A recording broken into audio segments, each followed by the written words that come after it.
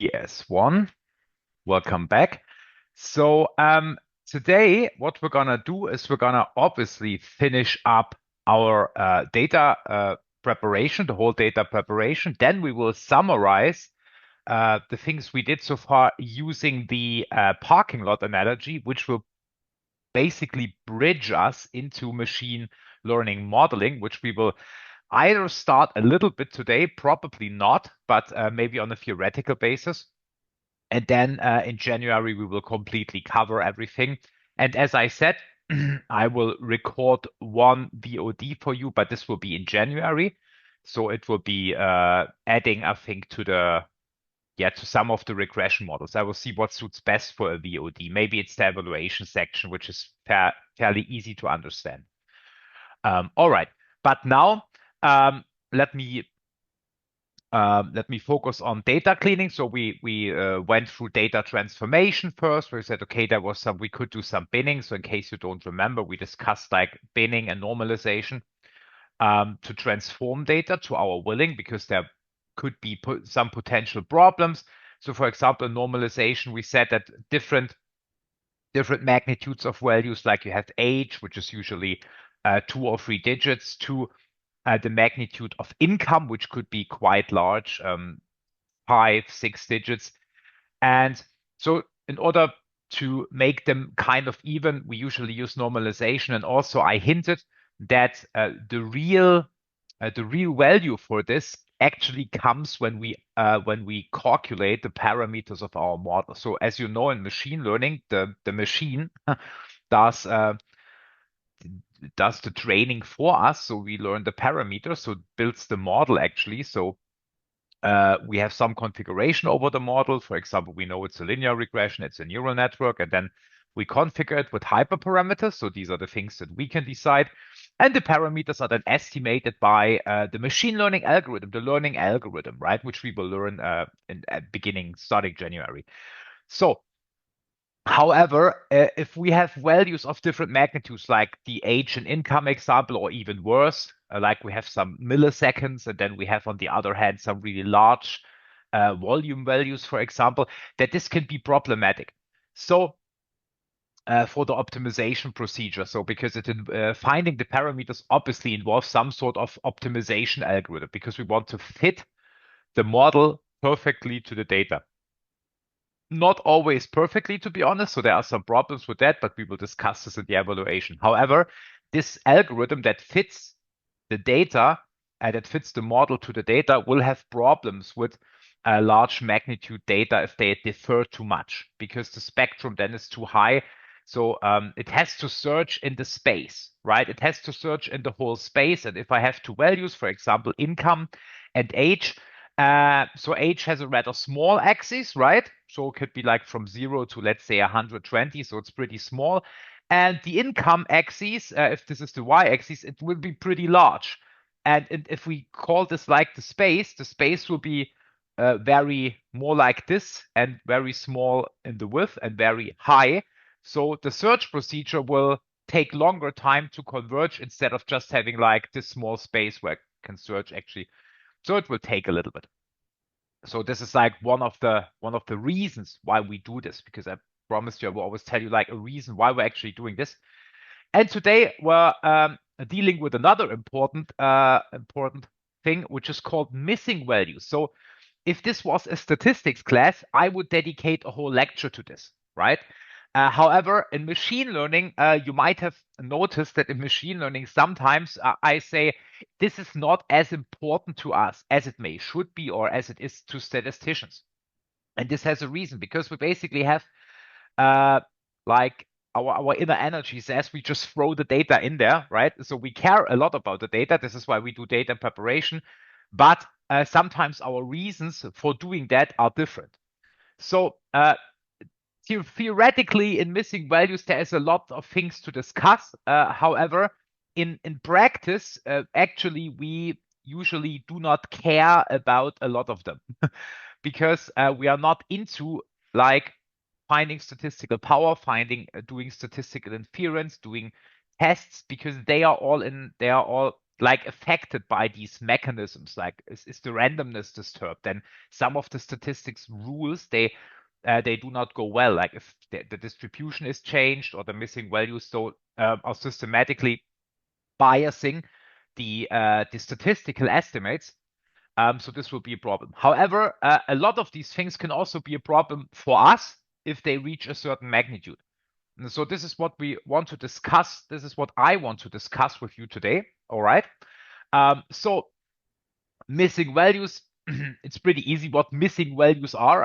I guess there's no hard way on explaining this. So these are just values that are not in the data set, right? So basically, whenever there should be a value, like imagine easy tabular data, there's just a question mark or there's nothing. It is very important that we really call it nothing and not like zero, because this would be something. So missing values are not zeros, right? So they are just values that are missing for whatever reason. And finding the reason can be somewhat important, right? So some of the reasons are when we have like clinical studies, obviously. So we have dropouts, we have people that do not want to give the information. We also have, like we talked a lot about manufacturing contexts where the data is collected through machines. So we don't have like this is not like a human survey. So these would be a classical empirical angle on missing values. But I said we're more into machine learning. So we also have big data scenarios where we have image data, video data. So for example, in a video data, pixel could be missing. You see this if you have like a video file and it gets like green and has like problems.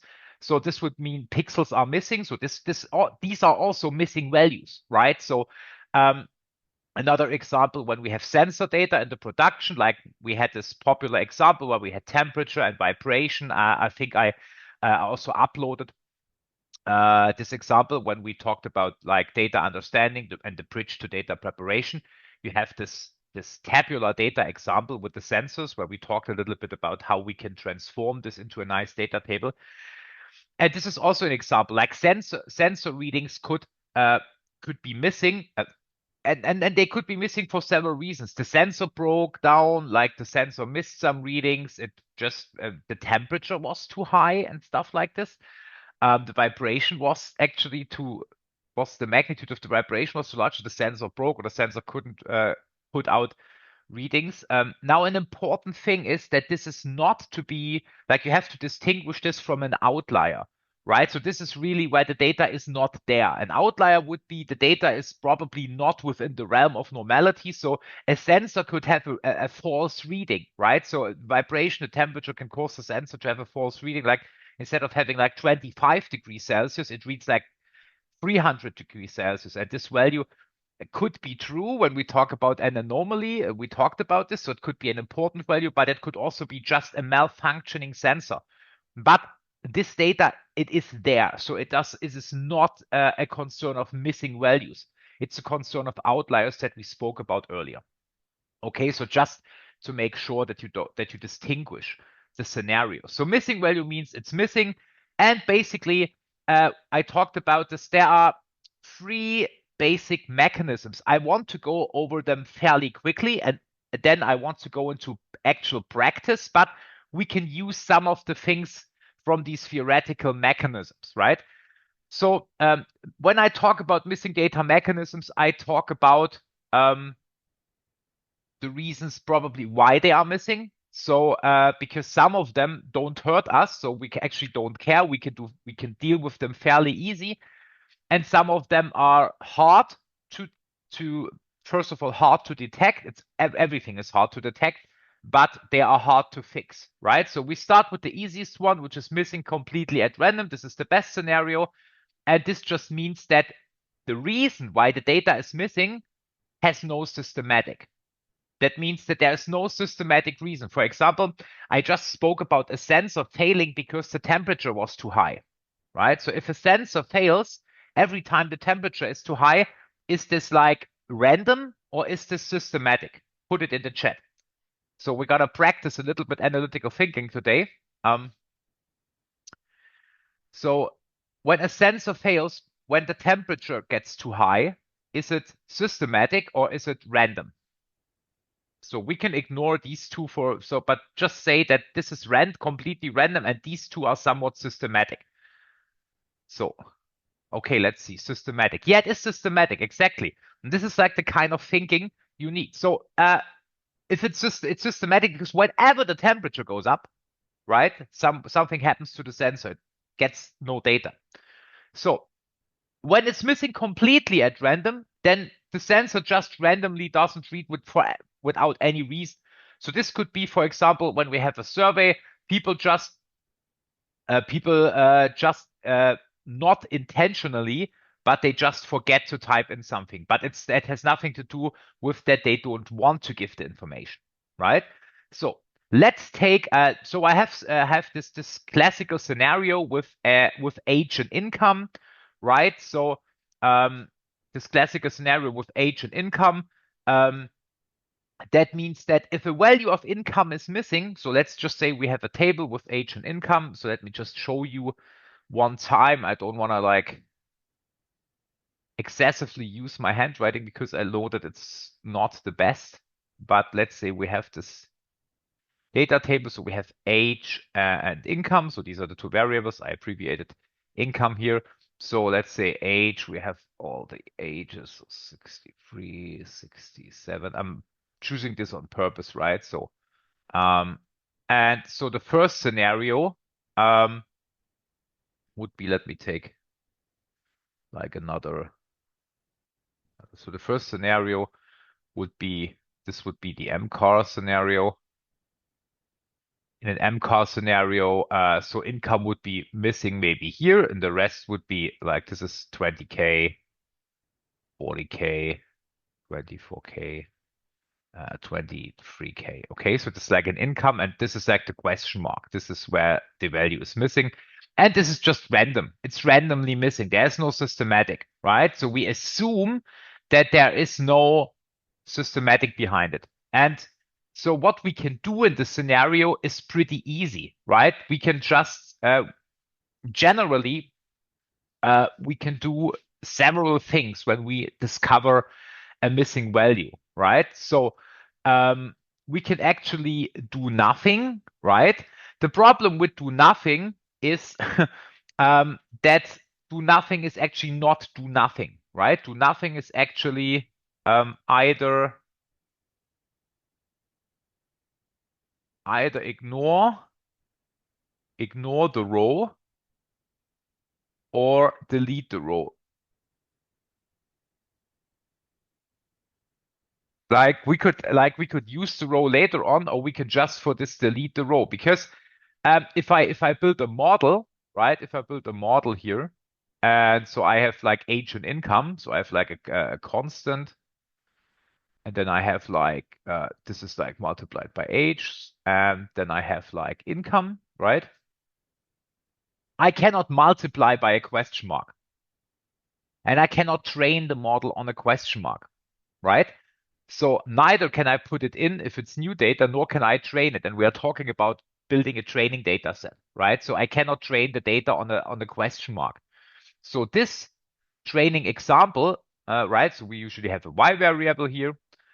So this training example will not be usable. So I either delete it, ignore it. I can leave it in the data set, but I cannot use it as a training data set. So the first thing is I can do what's called row-wise deletion. So I just delete the row, right, where the missing value is in, because I cannot use it for training. Another thing I could do is I could actually impute it, right? So I can, this is the first one. The second one is I can fill it in with, we call this imputation, right? So these two, we call it if you ever have imputation in the missing value realm. So it's called imputation. And we fill in the value instead of the question mark. That's it. And we can here, we can fill it with the sample mean. And with the sample mean, I mean the mean of ink. So what we can do is we can impute just the mean of ink, right? So we put in the mean of ink here. So we put it instead of the question mark. This would be one thing we could do, right?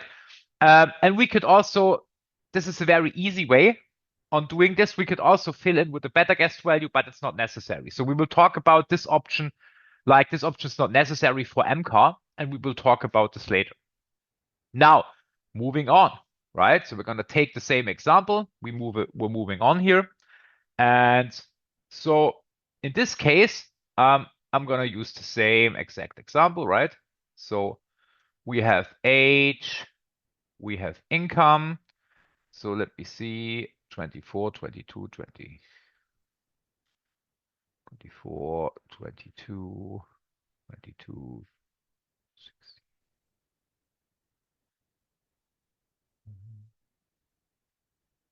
71. So, and the income was 20, 40, 24, 20, 40, 40, 24, and 23.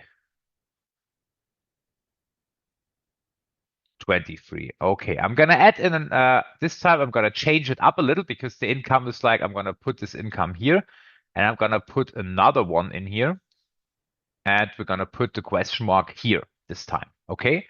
I could have put the question mark in here also, doesn't matter. But it's better for this example of MAR, missing at random. This is really a stupid thing. To call it missing at random because it's not random. I don't know whoever named it that way, but it's not random. As I said, this is a systematic. This is already systematic, right? The first one, MCAR, is really random. So there is no systematic, but here it is a systematic. That means, again, we're observing variables age and income. However, the missingness of income, right?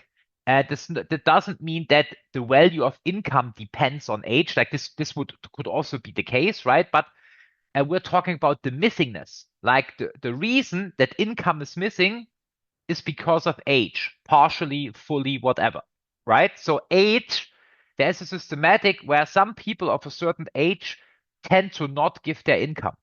Okay? So this is the reason here. This is called MAR, right?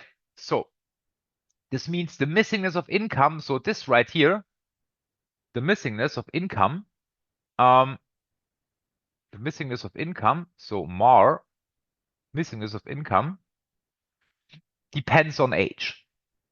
So, and what could be the case here is that let's assume this is an example I give you, that older people, right? So we could have said that older people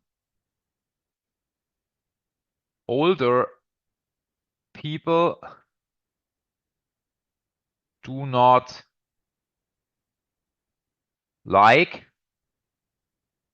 to give their income. This could be one reason. And this would mean that it depends on age. It depends on age. Now, if this is true, like let's say this is true, okay? Let's say this is true here. And now what we do is, okay, we can always again do nothing, which again is not nothing. So we can delete this, right? We can always delete this, right?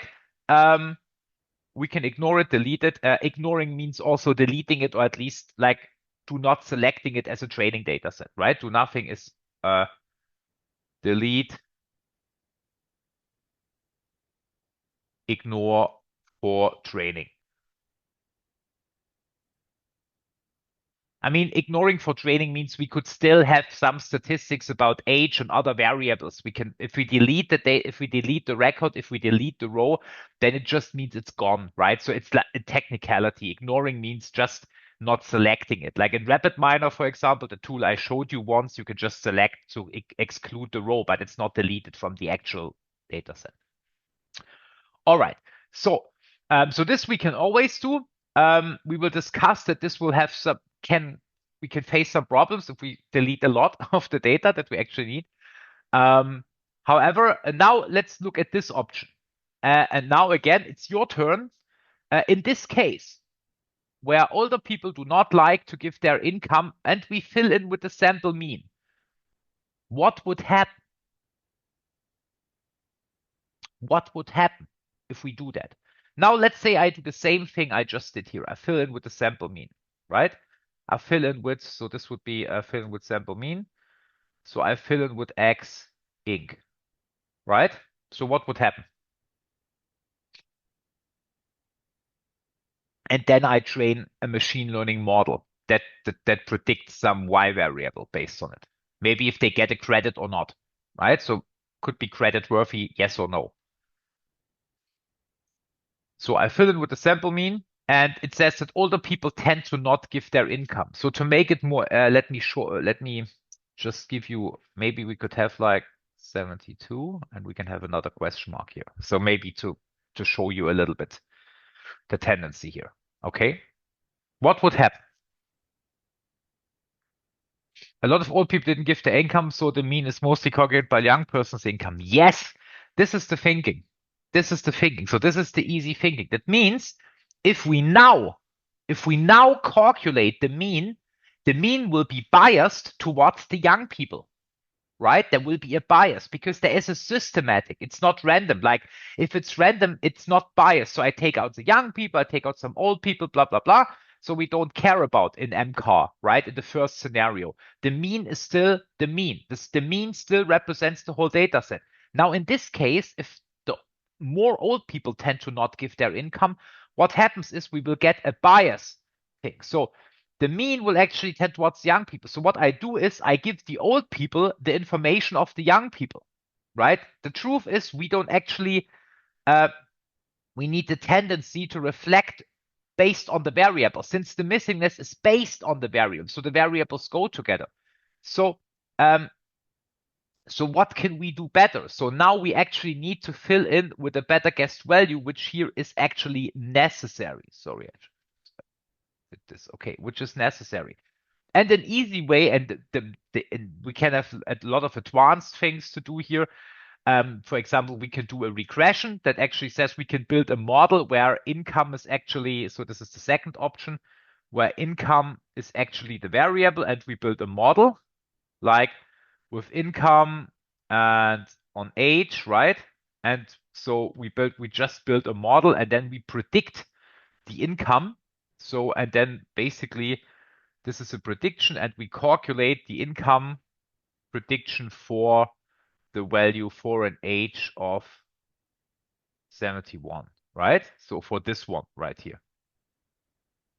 This is what an easier thing to do, or a thing where we understand how we can remove a little bit of the bias, is that we have like that we don't calculate the mean based on the whole data set, but we might want to calculate the mean based on an age group, where again we could like employ binning to put an age group together, or we just say, okay, we just either it depends. So we could, if we want to be really strict, we could say we just use the mean from the same age, right? So we could use this value. We could actually impute it, like the impute value could be like I call this X71 question mark could be set to 23, which is this one, right? So let me give an ID here. So 1, 2, 3, 4, 5, 6, 7. So actually, this one, which is ID 6, ID 6 would be distributed, would be set to ID 5, right? Oh my God, let me just, nobody can read that. So, so ID 6 is missing and it will be set to ID 5. Another thing we could do is we could calculate the mean out of, like say, let's say these people, if we really think this is an old thing, or if we really think this is like maybe 60, but or we could do 70 plus. However, we wouldn't do all, like we wouldn't use all of the data. That's like the gist of it, right? So at this way, we can maybe avoid a bias effect, right? Okay. So last but not least, so this is just an example. Let me first do, this is also an example where we can, where you can see what a better guess value is. So this is like better guessed value example. Okay, let's wait. There's a question I want to answer first in the chat. Lynn asks, does this mean that to decide whether to use imputation, we need to check if the missing data depends on other IV? How do we usually figure this? Oh yeah, I will talk about this. I will talk about this after because it gets worse even. So if you think this is worse, it gets even worse. So I'm gonna use again. So here I actually don't need to draw something because here the problem is that the missing value of income depends on either age or the magnitude of income itself. So this is a problem. Like if something depends, we can get this. Like we can say, okay, we can see this. We can do a correlation between the missingness of income and age. Because Lynn asks, I can give you an idea on how to do it. So what we basically could do is we could use what I call an MV inc of a variable, for example, missing value indicator of income, right? So and this is like a binary variable that just says if income is missing, right? So it says 0 if it's not missing, right? And it says 1 if it's missing, right? And then we can correlate age with this variable, and then we will see basically if the missingness depends on something. To partially answer your question then, okay? Now, and here we cannot do this because it can depend on age and or the magnitude of income itself. That means in this case, let me use the red thing. That means that the missingness of income, right? Missing of income could be because, let's say, rich or poor people do not like to give income, right? So I'm doing it back. So the problem here is that, and the problem is that I cannot relate this to anything because it's income itself, the height, the magnitude of income itself. So I cannot do any analysis like I could do here, with the variable. I could just assume it. So, and what I could do is I can fill in with a sample mean. Obviously, I have the problem. I can do nothing. So again, delete it. Fill in with a better guess value. The problem is, even if we can identify dependencies, we cannot guess the right value because the income itself is right? The height of the income itself is the reason for the missingness. So we cannot use other values because the systematic is in the income value itself, right? So with age, we don't have a problem with the actual income. So people who give their income from the same age, right? They will probably have the same income. We assume they have the same income dimension, but now it's the height of the income itself, right? So we cannot really guess the value.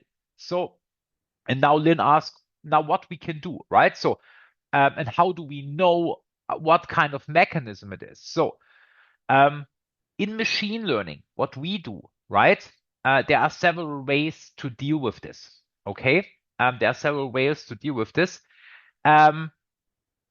So we can guess the mechanism or we see the mechanism, but usually, as I said, in machine learning, we have a lot of data. Like we cannot do this analysis here that we did here. That seems very easy with 2 variables, but let's imagine doing this with all the variables, counting the missing values. So basically, what we could do, something that we can do, like missing values, classic approaches, like deletion, is the approach, to be honest, we will do most often. However, so let's say I have a data table, so I will show you the problems. So let's say I have a lot of variables, which is usually the case in our projects, right? So I have a lot of variables. So, and let's say it looks like this. So some variables are missing, sometimes the same variables, but always a little bit, right? So it's a little bit missing. So it's distributed over all the variables. And now, whenever one value is missing out of 100 variables, I would like delete the row, right? So I would do basically row-wise deletion, right? So I would just delete this, right? I would just delete this.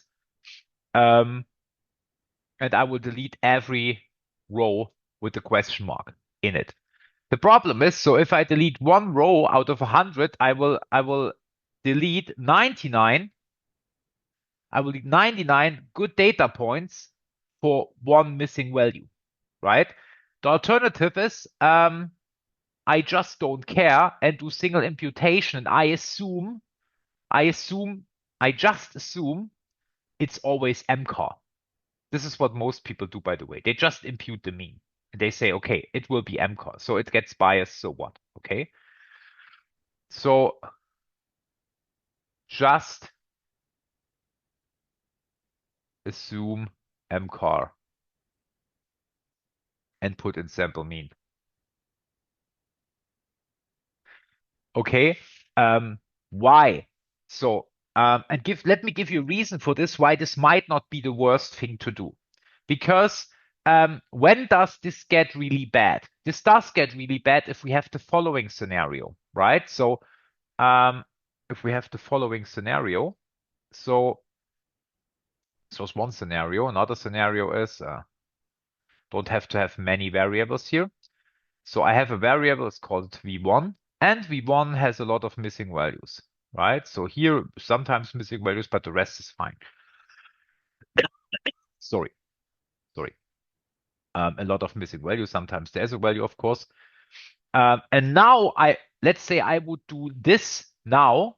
So the data would basically look like this. Like if there's a lot of missing values, I have like bub, and then I have like one large, which is actually the mean value, right? Because I would impute the mean all the time. So all the values would be the mean value, right? So this would be like, then again, I have the problem that we discovered in data understanding, I would have no variation, right? Because there would be no variation here. Because obviously I would have like just some values here, but usually it will all be the mean. So in cases where I have variables with a high degree of missing value, right? I could also, so here again, I do row-wise deletion, and here I could do variable deletion or exclusion, right? You know what I mean? Not using the variable for training because I have so many missing values. And these are the main things that we will usually do, right? So if there are only some rows affected, you could just delete the rows if you still get a good bunch of data. Now you could argue, but Kai, listen to me. What if like the rows with the missingness are systematic, right? So it sounds easy and like a global thing. What would happen if the rows are systematically missing? Like we talked about, it's bad for mean imputation, but is it also bad for deletion? Like what happens if I delete these rows?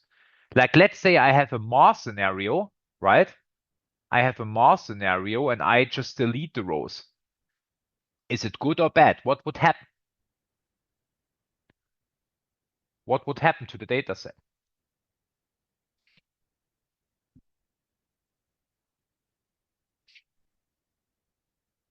So let's call this variable 1 here. So let's use the scenario. Let's say I have a MAR scenario. I have a MAR scenario here.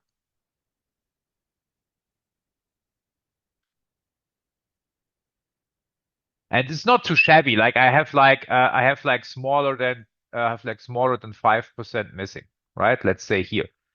And here I have like more missing. Here I have like, for example, larger than 25% missing values. Then I could probably delete this. But don't, like, sometimes you will not delete this still, right? So there's sometimes you really need the data and you need to find ways of imputation. So don't please quote me and say, oh, Kai said 25%, you can delete this. I mean, if it's above that and above like it goes to 30, even if let's say you have 50% missing values in the column, what would happen? It would be a lot, would just be the mean. The mean that you impute would be only calculated by 50% of the data. And even if it's like calculated by 70% of the data, there's still a big chunk missing, a lot of information missing. Now, going back to this scenario, what would happen if I delete these values? So today is analytical thinking day again. So let's say I have a MAR scenario and I was to delete, like we're focusing on variable one now, on V1, right? And I have a MAR scenario with like say 5% of these values are missing and I decide, oh, I can just delete the rows. Okay. The rest looks fine. Everything is okay. So I delete the rows. I do row-wise deletion. What would happen or what could happen to the data set?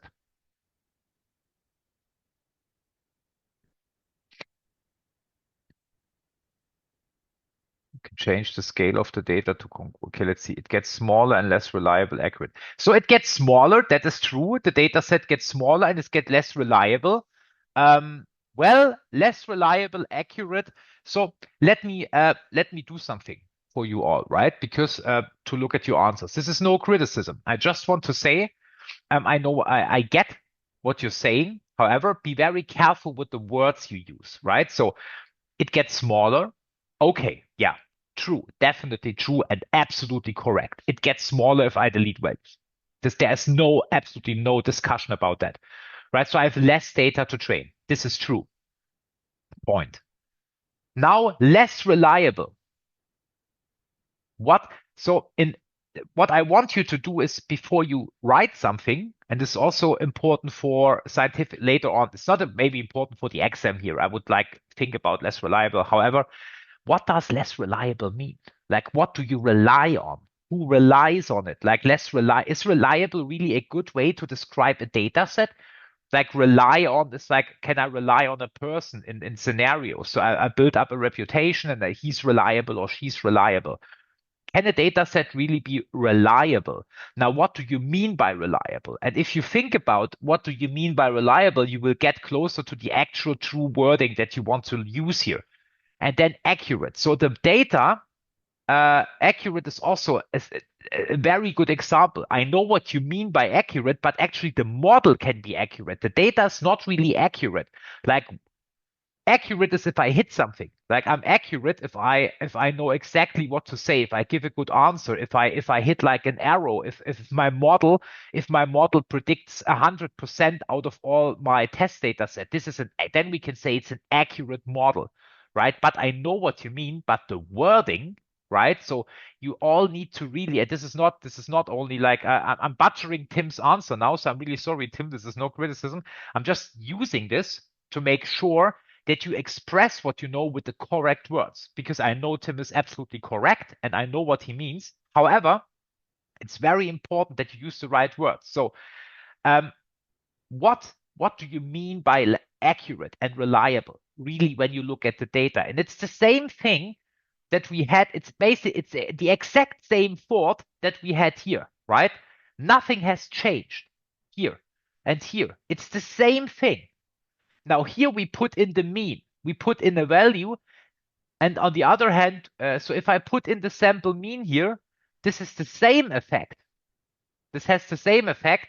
If I put in the sample mean, it's the same effect as deletion would have. Because if I delete these values and they depend on something else, and you can maybe use this, right? So this is the portion of the missing data, right? So let's see. This is the portion of the missing data here. Okay, so this is the portion of the missing data. So if it's random, it's basically all over the place, right? It's a little bit here, it's a little bit, let me use the green thing. So it's a little bit here, it's a little bit here, it's a little bit here. So it doesn't really matter. The structure is still the same.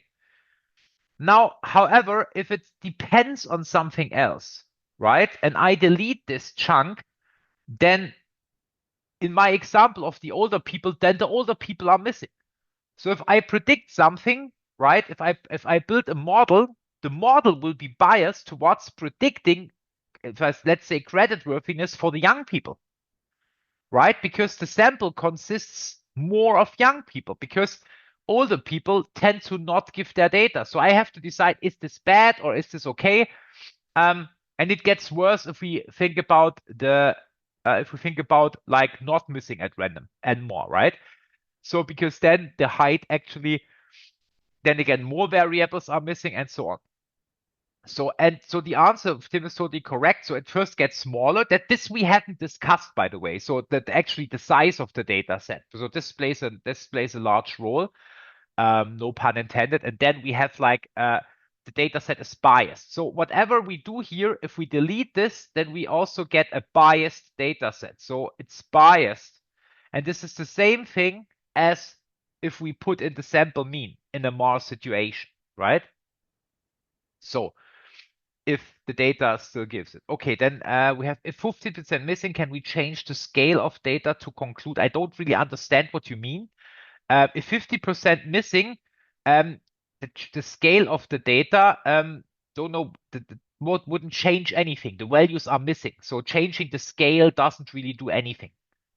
The values are missing, right? So the values are missing, and maybe we should then delete them. Probably 50% missing is quite harsh. So how much information do you get out of 50% of the data? You're running into a high chance of like biasing your model. And I think this is the whole deal here. And if we have the whole deal, and I will return, this is a nice example of returning to my analogy. And I also have prepared an analogy sheet I will upload as a preparation for January.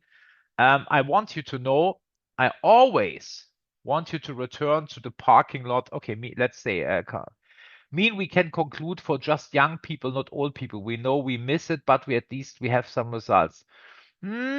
Yeah, but the problem is, how do you train the model? Like you can train, oh, you mean you train a model for the young people? Yeah, but therefore you have to know that the data is missing because of the old people. Like in my examples, we know, but usually you don't know. Like you don't know whether it's MAR, NMAR, or MCAR. This is my problem. And the question how to identify it, usually we don't identify the machine learning. We just deal with it, we delete it and hope for the best. But we have scenarios where we have like a lot of missing data, and we will think about this, right? We will think about the importance of the variable in the context, but usually we could say, okay, we have, because you don't really know the chunk of data that you're missing. Like what you could see potentially is if you have an age variable here, like what you could see that there is a lot of people missing that you actually want to have there, right? So a proportion of the data set is not there. And then you could say, okay, we built this model, but the model is just for for certain, for certain people to predict. So we cannot use this model to predict for old people. So yes, this would be an option. Now I understand. Yeah, you could do that. Sometimes this is done. If you cannot train the model for the whole population, then you have to just go and say, okay, we can have a model, but and now I'm using the word, reliable. It's not really, cannot build up reliable prediction. The model cannot build up a reliable prediction because the data is biased. Oh yeah. So yeah, I agree this we could do. But then we would build a model for certain people. So whenever a new data set comes in, like we want to predict, because the model is like, let's say this is my house, this is my system where my computer is with the model, right? So all my little robot, my little machine learning robot, and there comes a new person that needs prediction, right? There comes a new person in the bank. So this is the bank. There comes a new person in here and wants to know if credit worth yes or no. And this is my system. And so the person is like 71, and we know the whole old people. And then we cannot use the model. So we either have to use a real bank teller, or we can just say, okay, we have to reject you either way. So, but just to see the implications of that. So it would be hard to put into practice in our example, but at least we couldn't probably use the model if it's not suitable, right? Or we need to build a model for for older people or something like this. So sometimes you have to build different models. But yeah, I agree. So, but looking back on the analogy with the parking lot and the child, right? So the problem is, um, in this analogy, we cannot really say there is something missing, but we could say, okay, the car has a feature missing. Like there is like we don't see something from the car, or something is hidden from the car. But in general, it is about the orchestration of the parking lot. So the whole data understanding, data preparation is about the orchestration of the parking lot. We need a good parking lot to get a good model. I want you to remember this because everything we talked about can be reflected to this analogy.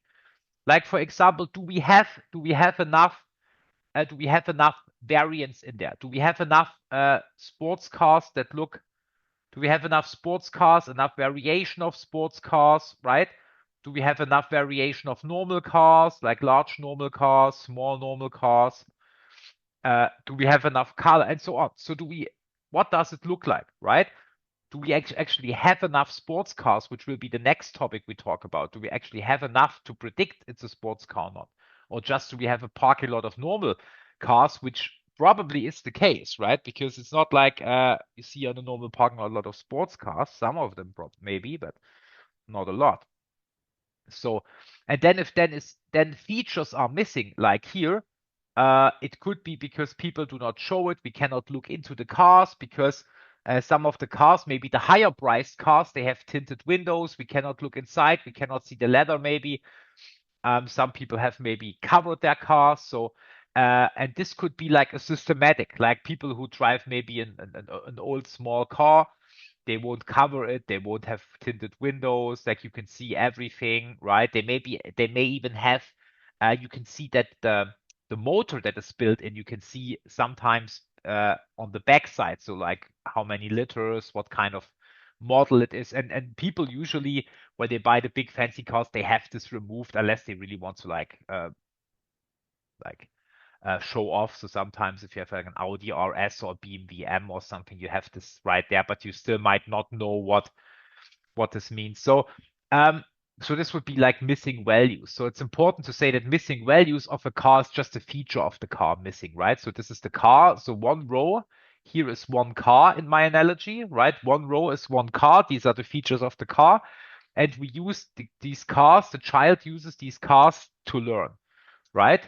This is probably very important to know. Okay, so and I want you to always remember this analogy. You can use this analogy to think about what other problems are there, right? So obviously, representation of the parking lot is it, and also what Tim said. We haven't actually discussed that, right? And we will discuss this in evaluation or in model training, and specifically in AI-BDS2, where we have the more complex models, and we get more into modeling.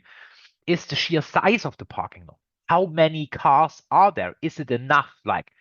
And so the size is not something I can say, okay, 100 cars are enough if the parking lot is stupidly built. Like we have a lot of normal cars and two sports cars, they have 1,000 cars, then this might sound good from a size point of view, right? However, the orchestration plays a role. So we can assume that with larger size, that we have more examples available.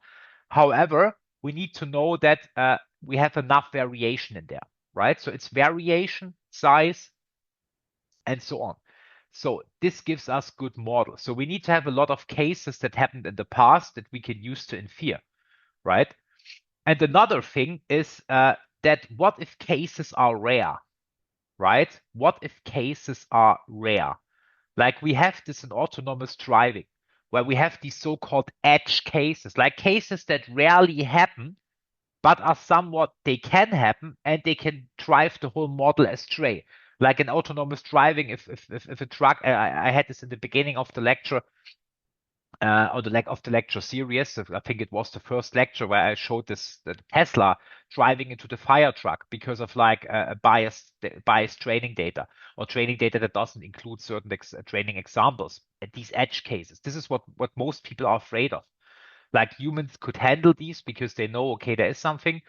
and the AI might not know about these edge cases. This is one of the largest fears of an autonomous driving is the edge cases. And this is like we have to orchestrate the parking lot. We have to orchestrate these to deal with the edge cases, or just say, okay, we have some general rules about if I see something before me, I just brake or something. Like this is a stupid rule, but it will help instead of like going, okay, is this a car? What kind of car is it? And so on. Okay, so very important. Okay, let's see. We have a question here. Lynn, I have two questions. Okay, question number one. In a project, if you're halfway through and realize the data isn't good enough, is it better to use these data cleaning to manipulate it or start from scratch? In your own research project, what are common problems you usually face? Okay, the first question is pretty easy to answer because we actually went through this. The crisp DM process that we use all the time is iterative. So what we do is we go back, like we don't throw away data. We either augment data, which means in my case of the parking lot, I can add more, I can try to add more data to the parking lot that has a higher quality or that enhances the quality, or I can use my parking lot to like generate more variables, yet to do feature engineering. And it's hard to say the data isn't good enough. Like usually you only know the data isn't good enough in the crisp DM when you are at the modeling step and the models are bad. Then you have to either get more data, right? Or you have to like work on the data quality issues, right? But then there's a lot of like diagnosing why the data is not good, right? So is it because the distribution of the data is bad? And if you add more data, the distribution will keep being bad. Then you have to know your problems. So you have to identify your data problems. Is it because of missing value?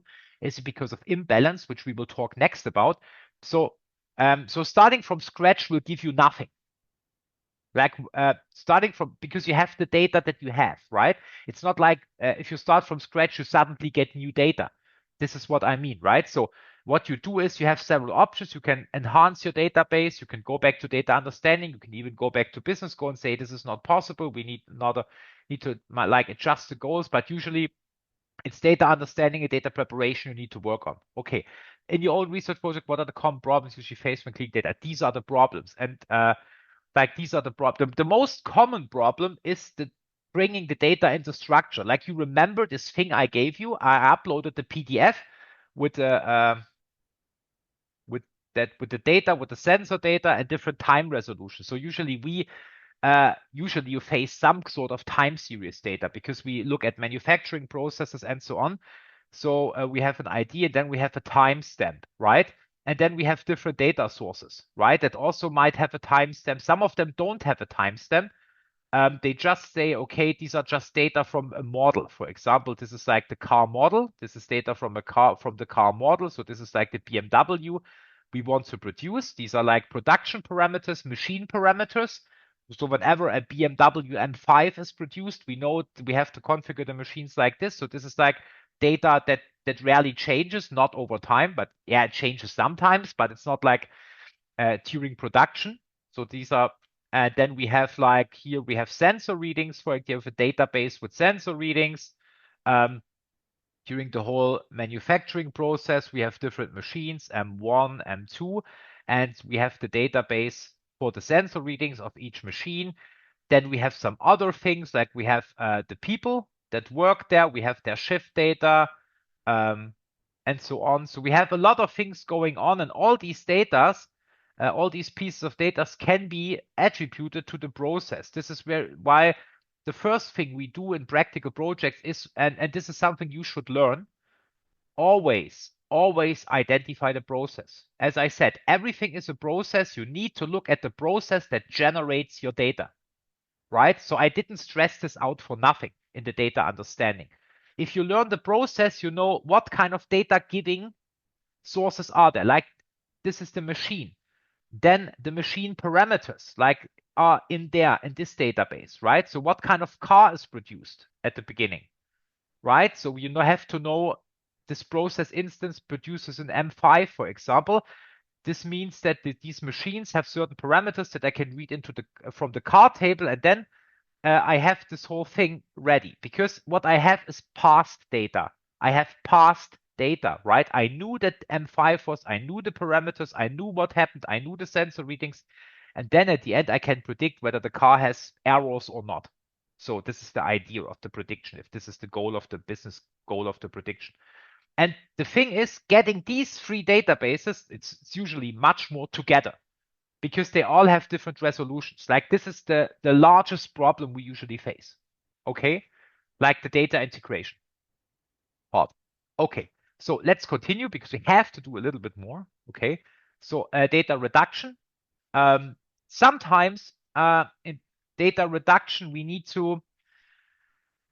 So data reduction addresses two things: sampling and unbalanced data, which is very important because sometimes we have too much data, and sometimes we have to we have too much data from some parts of the parking lot. So we have too much data from normal cars, for example, right? And we only have maybe 2 sports cars, which is bad. And sometimes our parking lot, I know it's not believable for a parking lot, is too big. It simply is too big. So we have to take a sample out of the large parking lot, right? I will tell you why in a second. Okay, thank you for your explanation. Yeah, no problem. Okay, so first, let me see what is first actually. Okay, the imbalance is first. So first of all, we will have the example where we have like the sports cars, right? We have not a lot of sports cars, which is bad because the child needs to learn what a sports car look like. And also usually what I want to stress out is that when we predict and we have a classification, which classification I mean, we predict either this one or we predict that one, right? So this is the goal here is a binary classification. Child looks at the car and says it's either a sports car or it's a normal car, okay? Like a classification task. Remember, a regression task is when I say a number. So the stock price tomorrow will be $120. This is a regression task. And here, this is just say I say to which class, and I know the classes does this belong based on the properties of the car here. Okay, so of course the child will have problems identifying sports cars if it has only seen like 1 or 2 sports cars compared to 100 and thousands of other cars, right? And this is called unbalanced data. So unbalanced data is when the y variable, right, our target variable has a bad distribution. Like let's say I have 2 classes and let's say I have fraudulent transactions. Like I have, these are non-fraudulent transactions and these are fraudulent transactions. So 2 classes, I want to predict whether a credit card transaction is fraudulent or not. So whether actually the money goes to the account or not, right? The problem is, and I guess I don't have to ask you, that usually people are not doing fraudulent transactions. So it's like I have 999 of them and I have maybe 1 fraudulent transaction. However, the model I built, the prediction model I built, like the function I will learn to predict like my y from an instance where I have like data from the transaction. I want to see if it's fraudulent or not. So the question is it fraudulent or is it not fraudulent? Right? This is the question. This is the whole deal why we're doing this. So this question I want answered. And I can give the X data. The problem is to train this model. I have this data available. So, and the model specifically, so usually the binary thing, we assume that it is that we want both classes to be equally represented. So we usually don't care if it predicts class 1 or class 2 well. In a fraudulent transaction, what are we aiming at? So is it really, do we really care if it predicts non-fraudulent transactions well? Or do we care if it predicts fraudulent transactions well? Right? So you can put it in the chat, but I think we all know that we are focusing on the fraudulent transactions. So, right?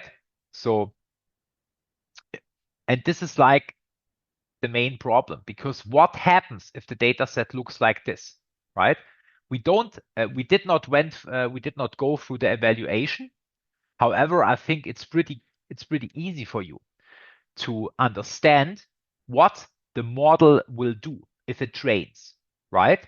So this is like you preparing for an exam where you know how it's graded, right?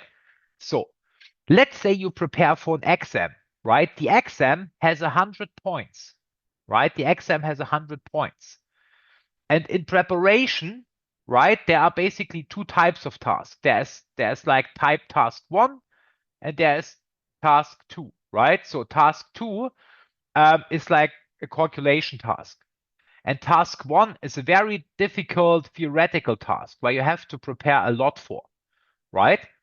And now uh, your metric on getting the grade is the points of the exam, right?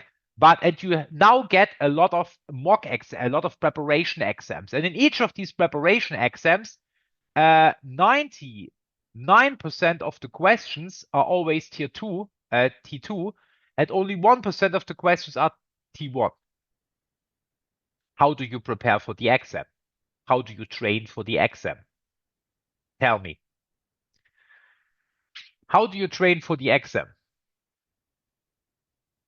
And be honest, please. How do you train for this exam? For the real new exam? How do you train for it?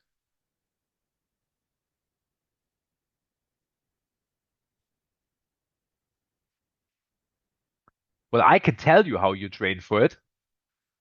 You're just gonna ignore the T1.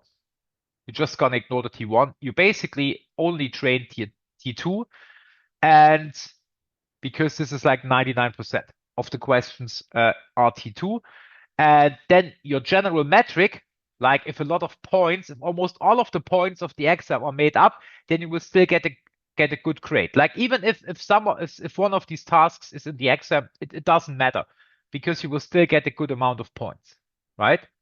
So, and this is how you will train. And this is how a model getting this data will train. Because at the end, we have something called accuracy. And now we have the accuracy on the test data, right? And as we said, in the test data, it's just a sample of the whole data. And in the test data, we will have like 1 or 2 cases with fraud. And the rest cases will be just no fraud. And then the accuracy is how many times did I get this right? Right? So, so the algorithm, what the algorithm does, what my model does is, this is the translation of this. The model just says, okay, everything is non-fraudulent. So my algorithm, my model says the output of my model is always non-fraudulent. This is the equation. I don't care about it's always non-fraudulent. No matter what it is, it's always non-fraudulent. This is my model.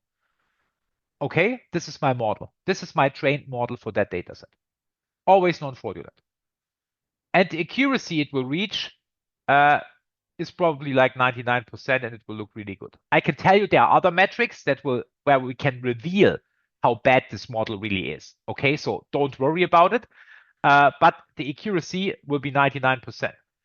So we need to train a model, and we need to find a way on acknowledging that we need to boost this class a little bit and get this class a little bit down. And there are many things to do. So how can we handle unbalanced data? Well, it's all about sampling, right? So it's all about sampling. So let's have a look at this. So I have prepared an example for an imbalanced data. So this is we have a target distribution. This is the distribution of the target variable. So with target, I mean Y variable, right? Obviously. So target variable distribution. And it has 3 classes. So it's a variable that has 3 classes. It has B, R, and L, whatever this is. There are some classes, right? And so we have 49 of B and 288 and 288 of R and L. So we call this, the class that is underrepresented is called the minority class. Minority class, okay? And the other things are the majority class. or majority class says. So it doesn't really matter. This could also be 260. It's just about, and we're not talking about something like this here. BRL. We're not talking about like 120, 198. This is fine. Okay, this is like fine. I can still work with this a little bit if I want to. However, we're like talking about we talk about unbalanced, imbalanced data. It's not imbalanced data actually. Okay.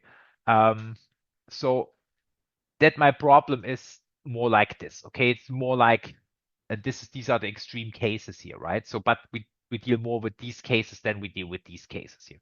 I can adjust this a little bit, obviously with the same methodology though, right? So if you feel like, oh, I want to boost up this 90 a little bit or just sample this down, you can use the same methodology I will introduce to you in a second. Okay, so the first thing we could do, right? The first thing we could do is we can bring the majority class down. Okay, so we just sample the number of samples that we have for the minority class. So we can say, okay, out of R and out of L, I randomly sample 49. And then I get exactly this. So I do simple random sampling, right? SRS. If you don't know what simple random sampling is, you actually should know. It's just drawing from the class. So I have 3 heads basically. Head number 1. Actually, I have just 2 heads here. I have 2 heads here, the R head. So these are all the R's here, right? I have all the R's in that head, and I have all the L's in that head.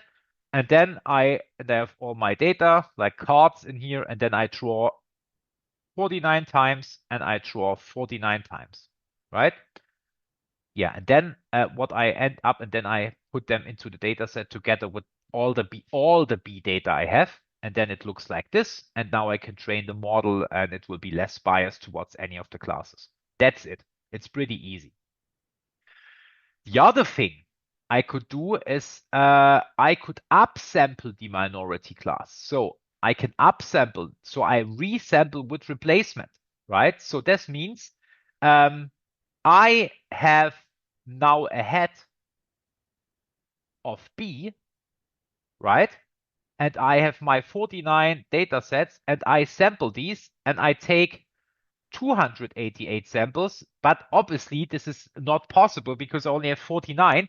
So I can, like, after I draw something, I put it back in here. Okay, so this is with resampling. So I draw a value, for example, I draw a row, right? I let's say 5 is 5 is, or let's say row. We have row 0 is B, right? So I draw a row. I can multiple times draw this row. Now some of you will say, but Kai, this doesn't really add variance to it. Yeah, but it forces the algorithm to consider the class distribution, right? However, it's just like it's artificially punching it up, but not really creating real variation. So we don't add cases. So the parking lot looks better, but still the variation is the same in the minority class. Okay, we didn't add variation on other types of sports cars. We just put in the same sports car over and over again, right? So that the child remembers what a sports car looks like. Okay, so and then there is like something called SMOTE, synthetic minority oversampling technique. You can read the paper if you want. And what it basically does is it's pretty clever. So if we have 2 data points, right? If we have 2 data points in a 2-dimensional, let's say we have only 2 variables, so I can explain it. And we have 2 data points from the minority class, this one and this one. We actually draw a line and we make up an artificial point in between them. Like we actually generate variation, but we generate artificial points. Okay? A word of warning. This sounds very good in theory and it gives very good results. However, these are synthetic points. The variation it adds is not real, right? It's not real. And I have read a dozen of papers that use SMOTE that do it wrong. right? So whatever you do, and this is very, very important, whatever technique you do here, right? And this is, I hope this is clear, right? Can I write it in big letters? Let me see. Never apply to training data, to test data. Never apply to test data. So, as you know, what we do is we have our whole data set at the beginning. We have our whole data set, right? So this is our whole data set. And then we do some stuff to it. So we get nice data and then we split it up, right? So we split it up with all our generated variables that we can also generate because otherwise it won't work. We split it up into test data, and the test data is just put on the side, right? And in training data. And the training data, we can like combat this thing. If we do the same thing in the test data, then we actually don't simulate the real world. But if we do SMODE on the test data, that just means we generate artificial data that is not there and that will never be there because we need to apply the model in real life. And in real life, the data looks like this, right? We can generate other variables that are calculated based on the variables that I have. This is no problem. Because I have the value, like the date. I have the date of the last purchase, and then I can say, okay, how many days? This is no problem. New variables should be in here too. However, if I add data rows, this should only be done in the training data set. Adding data rows, adding artificial things, and even the sampling should also only be done here, never in the test data, because in real world, this is the distribution we have. We cannot, we can trick in the training, we can trick the model in the training, but when we test the model, we need to test it in the real world. So please, never apply these things specifically, especially SMODE, never actually all of them, but SMODE is really, really dangerous. And what they did is they applied SMODE before they did the split, right? They applied SMODE right to the all data set, and then they split it up. And it's your choice. No tool will warn you. It's just a tool, does whatever you say. Never do that because you will taint your test data and your results will look very good. The results will look very good, but actually they are totally useless. Your system will be totally useless in real life because these data points here, they do not exist. They are just triggering the model to consider the classes. This is just a way on that the model doesn't do the thing that you would do in an exam, right? Wait, where was it? Here. The whole exam thing, right? So it's triggering that they actually learn for the T1 task. Okay? It's like me saying, oh, this is important, this is important, this is important. Then I give you an exam where only one thing is important. But I tricked you into believing that some of the other things are important. I'm not doing this, but I'm just saying. Okay? I hope this was like a nice thing. Okay. So this right here, the principal component analysis, is a way on reducing columns. We will exclude this. This will not be part of the exam, right? Not because we have no time to go over this, not in exam. I will quickly use 3 to 4 minutes to still explain it because I like it. But the mathematics behind it, you have to go a little bit deeper into. But it's pretty easy. So the important thing is we reduce columns. So the first thing, this was like a reduction of rows, right? So here we talked about rows, right? So because we want to put the classes in balance, we either remove rows or actually we add, in this case, in the upsampling, we actually add rows to it, right? So it's not strictly data reduction, could be data adding if you want. But so either we remove the rows or we add rows, right? So this is about rows. The next thing is about columns, okay? So it's always, what do we do to rows? What do we do to columns? So the whole data preparation thing, you have to know, okay, did we just do this to columns or did we do this to rows? Remember, missing values, we could delete a column or we could delete a row. It depends, okay?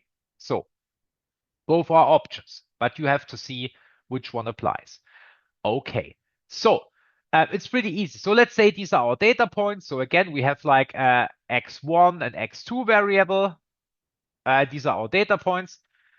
And now I want to kind of reduce this. So I just want one variable. So what I do is basically I could apply PCA and it potentially reduces the number of columns. It actually doesn't reduce the number of columns. It gives you suggestions for new columns, right? And they are basically ordered by the power of how they explain variability. So basically, instead of having all these columns where I don't really know how many variability, how many information they contain, I generate new columns and order them. I order them. So the first column this algorithm generates has the most information. Like in my example, I would use this one to reduce it from 2 dimensions to 1 dimension, right? So this basically suggests a new system to order them. Now, this is my 2-dimensional space. And now I'm saying, hey, I want the 1-dimensional space. But what dimensional line is best to explain this? So I have to go from 2 lines to 1 line. So let's see. I have 2 examples here, A and B. So obviously B is more spread out. Like you can see here, B is more spread out. If you can put your finger onto this and say, okay, and then put it onto B, right? So then you see B is more spread out, okay? So the values are more spread out, so there's more variation explained.